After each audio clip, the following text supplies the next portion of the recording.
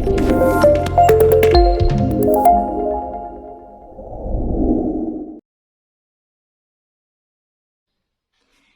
kids!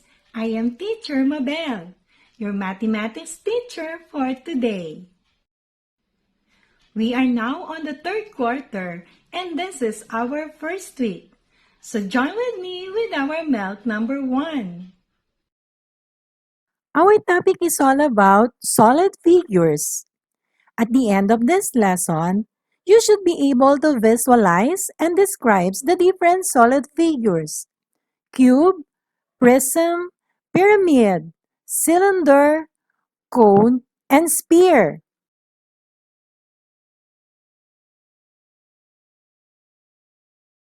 Do you know that many objects that you see in your day-to-day life, like book, pencil box, ice cream cone, football, and cylinder, are three-dimensional objects? All these objects occupy some shapes and have three dimensions: length, width, and height. In a mathematical term, we call shapes with three dimensions a 3D. The D in 3D stands for dimensional. Do you want to know more about solid figures? That's good. But before we proceed, let's try to recall the following figures. What figure is it? Correct. It's a circle. How about this one? You got it right. It's triangle. How about this figure? You're doing great. It's a square. What figure is it? Very good. It's rectangle. How about this figure? Good job. It's pentagon. Can you name this last figure? Excellent. It's hexagon. What do you call these figures? Exactly. These are what we call plane figures. Plane figures are geometric figures that has no thickness. They are also called 2D or two-dimensional, which has length and width. How about solid figures? A solid figure is a three-dimensional figure that is determined by its length, height, and width.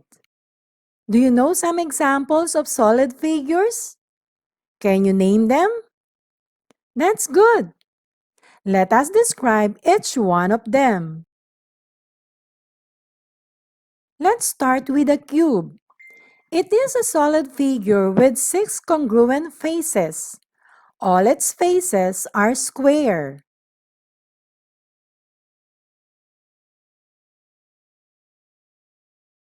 Are you familiar with prisms? Prisms are solid figures that have parallel faces that have the same shape. These faces of its sides are parallelograms.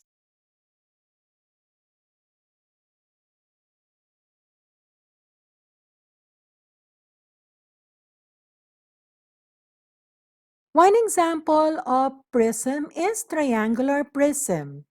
It is composed of 2 triangular bases and 3 rectangular lateral faces.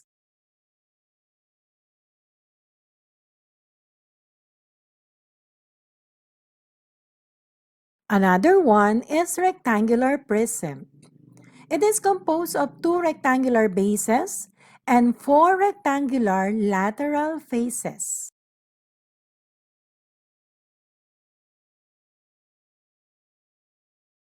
Can we consider cube a prism? Yes, it is because it has also parallel faces that have the same shape. So take note of that. A cube is also a prism. Another solid figure is pyramid. It is a solid figure made up of base and triangular faces. These faces meet at a common topmost point called the vertex. Similar to prisms, Pyramids are also named according to the shape of its base.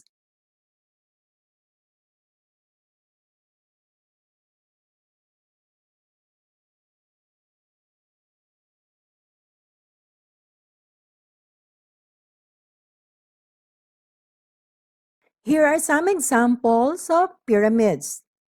Triangular pyramid, which has triangular shaped base. Square pyramid, which has a square shaped base. And rectangular pyramid, which has rectangular shaped base. Another common figure is cylinder. It is a solid figure that has two circular bases that are congruent and parallel, and a carved lateral face.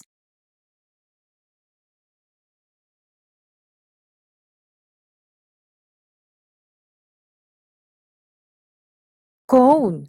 It is a solid figure that has circular flat base and a carved face pointed towards the top. The pointed top end of the cone is called the apex.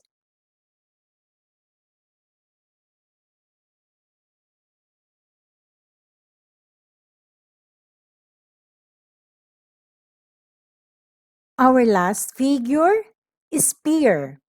It is a solid figure in which all points are of equal distance from a point called its center, and these points form a curved surface as well.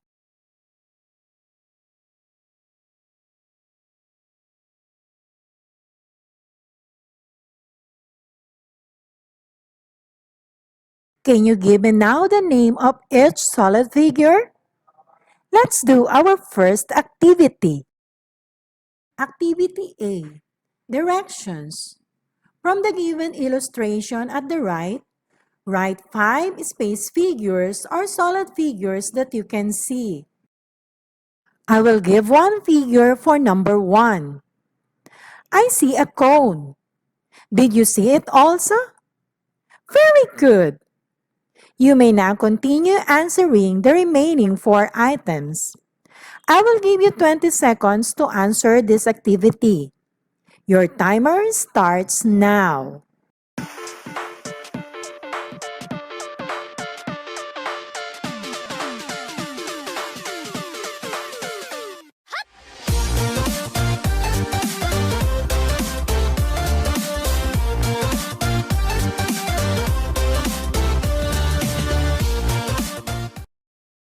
Time's up. What other figures did you see? Did you see a spear? Yes, it is the head of the toy robot. Do you have cylinder on your answers? You're great! The arms and the legs of the toy robot are cylinders. Did you see cubes? You're good! The cubes serve as hands of the robot. Is there rectangular prism? Well done! The body of the robot is a rectangular prism. It seems that you are now familiar with different solid figures. Let's move on for activity B. Directions. Match each item in column A that represent the item in column B. Write the letter of the correct answer on the space provided. I will do number 1 for you. A ball represents a spear. So the answer for number 1 is letter B. Now you may continue answering the remaining 4 items. I will give you 20 seconds to answer this activity. Your timer starts now.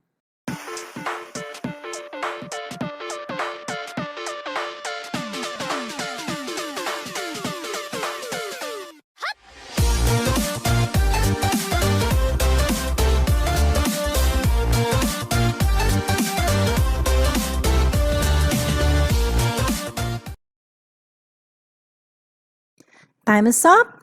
Let's answer number 2. Can of sardines represent cylinder?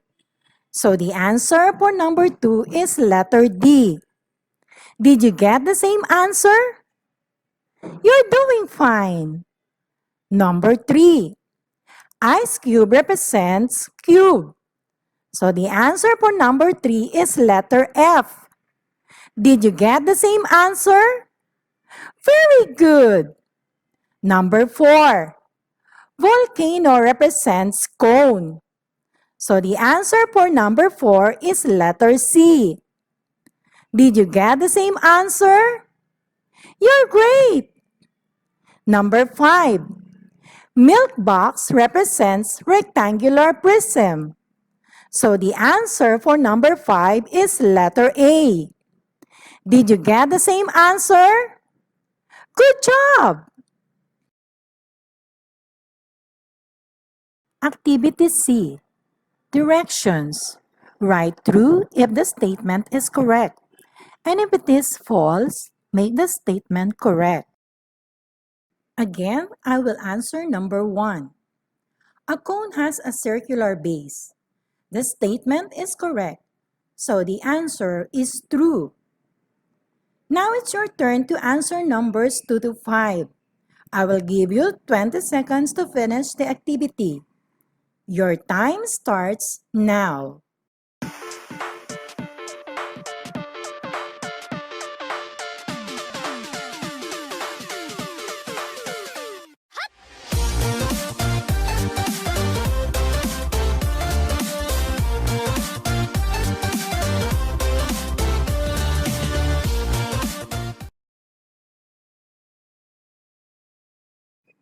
Time is up. Let's answer number 2. A cube is also a prism. The statement is correct, so the answer is true. Did you get the same answer? Very good. Number 3. Prisms and pyramids are named according to the shape of its base. The statement is also correct, so the answer is true. Did you get the same answer? You're doing great. Number 4. Spheres have 2 circular bases. The statement is incorrect, so the answer is false.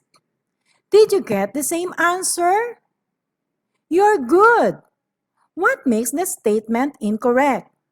Instead of spheres, cylinder have 2 circular bases. Number 5.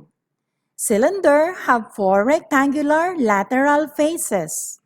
The statement is incorrect, so the answer is false. Did you get the same answer? You're doing great.